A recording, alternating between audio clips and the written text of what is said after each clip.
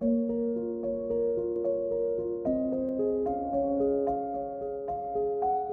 सवाल से शुरुआत करते हैं जो सुनने में एक पहेली जैसा लगता है। सिलिकॉन वैली के दो सबसे बड़े नाम, शायद सबसे अलग सीईओ भी। एक तरफ स्टीव जॉब्स जो अपने जुनून और अपनी जिद के लिए जाने जाते थे, और दूसरी तरफ गूगल के शांत और एनालिटिकल लैरी पेज। बिल्कुल। और इन दोनों का गुरु, इनका मेंटर एक ही इंसान कैसे हो सकता है? और कमाल की बात तो यह है कि वो कोई टेक जीनियस नहीं था। नहीं, वो एक पुराना फुटबॉल कोच था। आज हम उसी कोच बिल कैम्पबेल की कहानी और उनके लीडरशिप के रहस्यों पर बात करेंगे, जैसा कि किताब $1 ट्रिलियन कोच में बताया गया है। ये एक ऐसे आदमी की कहानी है जिसने कोड की एक लाइन भी नहीं लिखी। हाँ, पर लोगों को जोड़कर खरबों डॉलर्स की वैल्यू बनाने में मदद की। बिल्कुल। और देखिए, हमारा मकसद सिर्फ इस किताब की समरी देना नहीं है, नहीं, बल्कि उस सोच को गहराई से समझना है जिसने एप्पल और गूगल जैसी कंपनियों के कल्चर की नींव रखी। हम ये जानने की कोशिश करेंगे कि बिल के सिद्धांत, जो सुनने में बहुत सीधे लगते हैं, वो आज की कॉम्प्लेक्स कॉर्पोरेट दुनिया के लिए इतने जरूरी क्यों है। और ये सिद्धांत किसी बाहरी लेखक ने नहीं लिखे। नहीं, ये गूगल के ही 3 बड़े दिग्गजों, एरिक श्मिड्ट, जोनाथन रोजनबर्ग और एलन ईगल ने बिल के साथ काम करते हुए सीखे और फिर दुनिया के सामने रखे। तो चलिए इस कहानी को खोलना शुरू करते हैं। बिल कैम्पबेल किसी टिपिकल कॉर्पोरेट कंसल्टेंट जैसे तो बिल्कुल नहीं थे। बिल्कुल भी नहीं। वो सीधी, कभी कभी मुंहफट भाषा का इस्तेमाल करते थे, लोगों को कसकर गले लगाते थे और सच बोलने से पहले सोचते नहीं थे। हाँ, एक बड़ा मजेदार किस्सा है साल 2001 का, जब एरिक श्मिड्ट गूगल के नए सीईओ बने। तो उन्हें किसी ने सलाह दी कि बिल कैम्पबेल से मिलो, वो तुम्हारे कोच बन सकते हैं। और एरिक ने सोचा, मैं गूगल का सीईओ हूँ, मुझे कोच की क्या जरूरत है। और एक फुटबॉल कोच मुझे दुनिया की सबसे तेज ग्रो करती टेक कंपनी चलाना कैसे सिखा सकता है? हाँ बिल्कुल, यही सवाल था। और यहीं पर बिल का पहला और सबसे जरूरी सबक सामने आता है। क्या? कि सबसे बेहतरीन को भी एक कोच की जरूरत होती है, चाहे आप माइकल जॉर्डन हो या स्टीव जॉब्स। एक बाहरी नजर हमेशा आपको वो दिखा सकती है जो आप खुद नहीं देख पाते। सही बात है। तो जब एरिक आखिर में बिल से मिले तो बिल ने उनसे गूगल की सर्च एल्गोरिदम या बिजनेस स्ट्रैटेजी पर कोई बात नहीं की। अच्छा। उन्होंने सिर्फ एक चीज पर फोकस किया, टीम। उनका मानना था कि किसी भी कंपनी की सबसे बड़ी संपत्ति उसका प्रोडक्ट नहीं, उसके लोग होते हैं। अगर लोग खुश हैं, एक दूसरे पर भरोसा करते हैं, तो बेहतरीन प्रोडक्ट तो वो बना ही लेंगे। मतलब उनका फोकस ऑपरेशंस पर नहीं, इंसानों पर था। एकदम। वो कॉन्फ्रेंस रूम में बैठकर प्रेजेंटेशन देखने वाले कोच नहीं थे। तो क्या करते थे? वो तो हॉलवे में घूमते थे, लोगों के डेस्क पर जाकर बैठ जाते थे और उनसे उनकी जिंदगी के बारे में पूछते थे। वो मानते थे कि असली काम बंद दरवाजों के पीछे नहीं, खुली जगहों पर होता है, जहां लोग एक दूसरे से जुड़ते हैं। हाँ, यही उनकी फिलॉसफी की नींव थी कि लोग पहले, बिजनेस बाद में।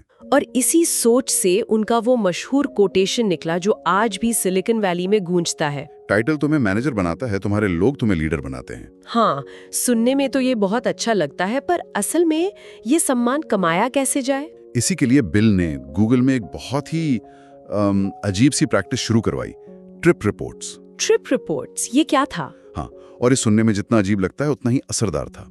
बिल इस बात पर जोर देते थे कि हर बड़ी टीम मीटिंग की शुरुआत काम की बातों से नहीं होगी। तो फिर किससे होगी? ट्रिप रिपोर्ट से।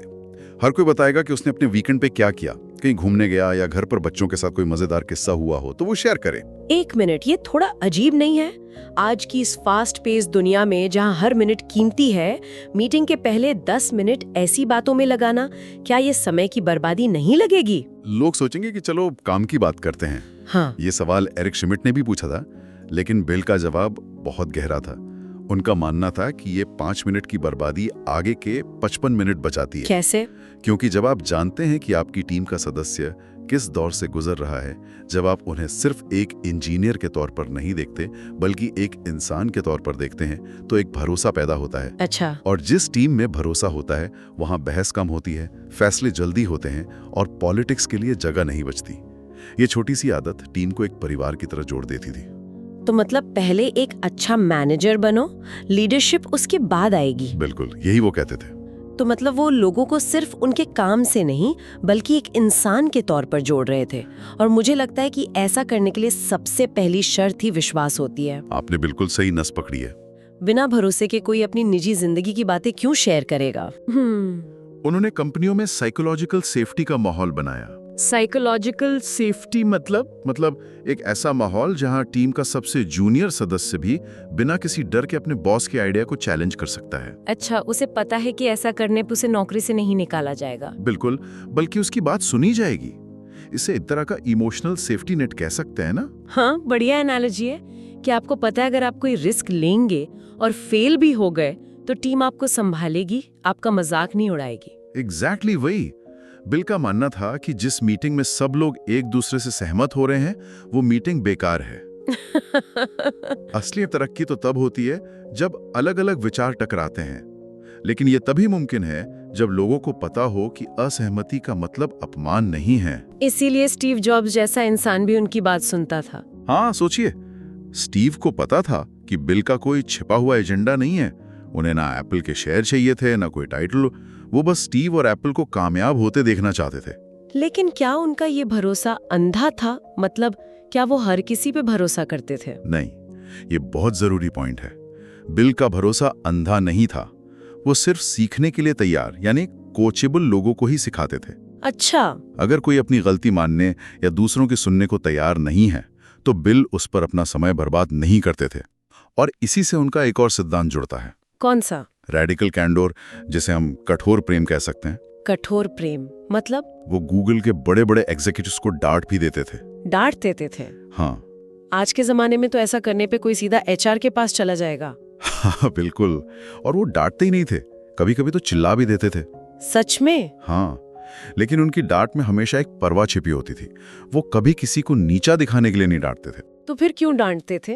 वो हमेशा कहते थे, मैं तुम्हें इसलिए डांट रहा हूं क्योंकि मुझे पता है कि तुम इससे बेहतर कर सकते हो और मैं तुम्हें बेहतर बनते देखना चाहता हूं। उनकी आलोचना हमेशा सीधी, ईमानदार और तुरंत होती थी, लेकिन वो हमेशा उस इंसान के लिए उनके प्यार और सम्मान पर आधारित होती थी। तो सच्चा लीडर वो नहीं जो मीठा झूठ बोले, बल्कि वो है जो प्यार के साथ कड़वा सच बोलने की हिम्मत रखे। एकदम सही। ये बहुत दिलचस्प है क्योंकि ये उस धारणा को तोड़ता है जहां लीडर को हमेशा शांत और विनम्र दिखना चाहिए। हाँ, बिल ने दिखाया कि आप सख्त भी हो सकते हैं और लोगों का भरोसा भी जीत सकते हैं। और शायद इसी भरोसे की नींव पर उन्होंने अपनी टीम फर्स्ट की फिलॉसफी बनाई। उनका एक सीधा सा मंत्र था, समस्या पर नहीं, पहले टीम पर काम करो। बिल्कुल। जब भी कोई बड़ी मुश्किल आती ही तो बाकी लोग उसका तकनीकी हल ढूंढने में लग जाते थे। हाँ, अक्सर ऐसा ही होता है। लेकिन बिल सबसे पहले ये देखते थे कि क्या टीम एक साथ मिलकर काम कर रही है, क्या लोगों के बीच कोई तनाव है, क्या सब एक ही लक्ष्य के लिए काम कर रहे हैं। हाँ, उनका मानना था कि अगर टीम सही है, एकजुट है, तो वो हर मुश्किल का हल खुद ही ढूंढ लेगी। और एक टूटी हुई टीम दुनिया की सबसे आसान समस्या भी नहीं सुलझा सकती। बिल्कुल। और यहीं पर वो भटके हुए जीनियस यानी एबरेंट जीनियस का कॉन्सेप्ट आता है। हाँ, ये आज भी कई कंपनियों के लिए सबसे बड़ी चुनौती है। बहुत बड़ी। भटका हुआ जीनियस वो इंसान होता है जो अपने काम में तो शानदार है, शायद कंपनी का बेस्ट परफॉर्मर है, लेकिन उसका व्यवहार टीम के कल्चर को जहर की तरह खराब करता है। हाँ, वो दूसरों की मदद नहीं करता, जानकारी छुपाता है या अपने सहकर्मियों का सम्मान नहीं करता। सुनने में तो ये अच्छा लगता है कि ऐसे इंसान को टीम से निकाल देना चाहिए, पर क्या ये हमेशा मुमकिन है? मुश्किल सवाल है। हाँ, सोचिए अगर आपका टॉप परफॉर्मर जो कंपनी का 50% रेवेन्यू लाता है वही भटका हुआ जीनियस हो तो उसे निकालना तो कंपनी के लिए खुदकुशी करने जैसा होगा। बिल्कुल। ये एक बहुत ही प्रैक्टिकल सवाल है और बिल ने इसका सामना कई बार किया। उनका जवाब हमेशा एक ही होता था, क्या? उसे जाना होगा। सच में? हाँ, उनका तर्क था कि शॉर्ट टर्म में आपको रेवेन्यू का नुकसान जरूर दिखेगा, लेकिन लॉन्ग टर्म में एक टॉक्सिक इंसान पूरी टीम की प्रोडक्टिविटी, मोरल और इनोवेशन को खत्म कर देता है। उसके जाने से जो खालीपन आता है वो बाकी टीम के सदस्यों को मिलकर काम करने और आगे बढ़ने का मौका देता है। कोई भी एक इंसान कभी भी पूरी टीम से बड़ा नहीं हो सकता। बिल्कुल। और टीम को मजबूत रखने के लिए वो मीटिंग्स में होने वाली पॉलिटिक्स के भी सख्त खिलाफ थे। वो इसे नफरत करते थे। हाँ, खासकर बैक चैनलिंग से, यानी मीटिंग के बाद बाहर जाकर कानाफूसी करने से। अच्छा। अगर मीटिंग में कोई चुप बैठा है और बाद में किसी और से जाकर शिकायत कर रहा है तो बिल उसे अगली मीटिंग में सबके सामने खड़ा कर देते थे। वो सीधे पूछते थे, ये बात तुम बाहर क्यों कर रहे थे? जो बोलना है यहीं सबके सामने बोलो। हाँ, उनका मानना था कि सारी बातें टेबल के ऊपर होनी चाहिए, नीचे नहीं। इससे खुला और ईमानदार माहौल बनता है।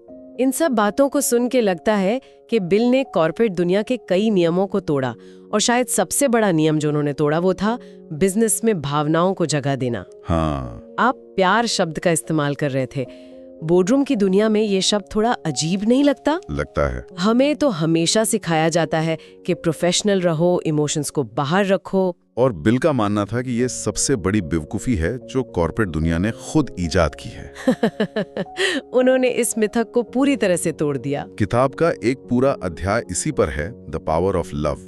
जाहिर है ये रोमांटिक प्यार नहीं है। नहीं, ये अपने लोगों के लिए गहरी परवाह, उनकी जिंदगी में सच्ची दिलचस्पी और उनके अच्छे बुरे समय में साथ खड़े होने की भावना है। वो अपने एग्जीक्यूटिव्स को गले लगाते थे, उनकी जीत का जश्न मनाते थे और उनके दुख में सच में दुखी होते थे। क्या इसका कोई ठोस उदाहरण है? बहुत सारे हैं। जब स्टीव जॉब्स कैंसर से लड़ रहे थे, बिल लगभग हर रोज दोपहर में उनसे मिलने जाते थे, बस उनके साथ बैठने के लिए। जब एक एग्जीक्यूटिव के परिवार में किसी की मौत हो गई तो बिल ने अपनी जरूरी मीटिंग कैंसिल की और सीधे उसके घर पहुंच गए। मतलब वो सिर्फ प्रॉफिट और लॉस की रिपोर्ट नहीं देखते थे? नहीं, वो देखते थे कि किसकी आंखों में थकान है या किसके घर में कोई परेशानी चल रही है।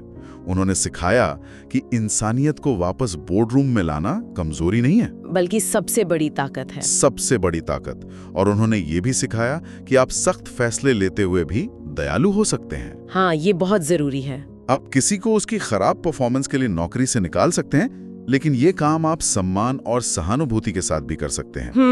बिल का मानना था कि जब लोग महसूस करते हैं कि लीडर सच में उनकी परवाह करता है, तो वे कंपनी के लिए किसी भी चुनौती का सामना करने को तैयार हो जाते हैं। ये प्यार कोई कमजोरी नहीं है। ये वो गोंद है जो एक टीम को मुश्किल समय में बिखरने से बचाता है। बिल्कुल सही। तो अगर हम बिल की पूरी फिलॉसफी को देखें तो उन्होंने हमें लीडरशिप के कुछ मजबूत स्तंभ दिए हैं।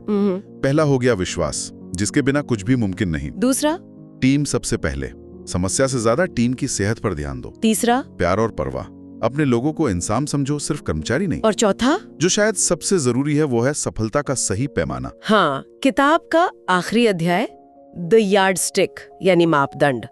हम सब अपनी सफलता को कैसे मापते हैं?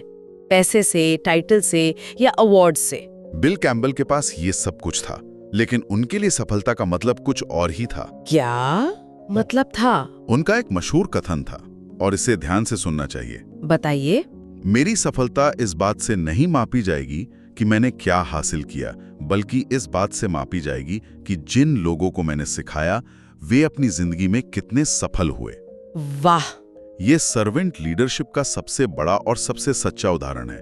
बिल ने कभी स्पॉटलाइट नहीं ली। वो हमेशा पीछे रहते थे। हाँ, गूगल के आईपीओ के समय या एप्पल के आईफोन लॉन्च के वक्त वो हमेशा भीड़ में पीछे खड़े होकर अपने लोगों की जीत पर चुपचाप ताली बजा रहे थे। उनकी खुशी दूसरों को जीतते हुए देखने में थी। इसीलिए जब उनका निधन हुआ तो सिलिकॉन वैली का हर बड़ा नाम, Mark Zuckerberg, Tim Cook, Larry Page, Jeff Bezos, सब वहां मौजूद थे। उन्होंने किसी अरबपति बिजनेसमैन को नहीं खोया था, उन्होंने अपने कोच को खोया था। उनकी विरासत खरबों डॉलर की कंपनियां नहीं, बल्कि वो लीडर्स थे जिन्हें उन्होंने अपने हाथों से बनाया था। एकदम सही कहा। उनकी विरासत पैसे में नहीं, लोगों में है। बिल कैम्बल ने सिर्फ फॉलोअर्स नहीं बनाए, उन्होंने लीडर्स की एक पूरी पीढ़ी तैयार की।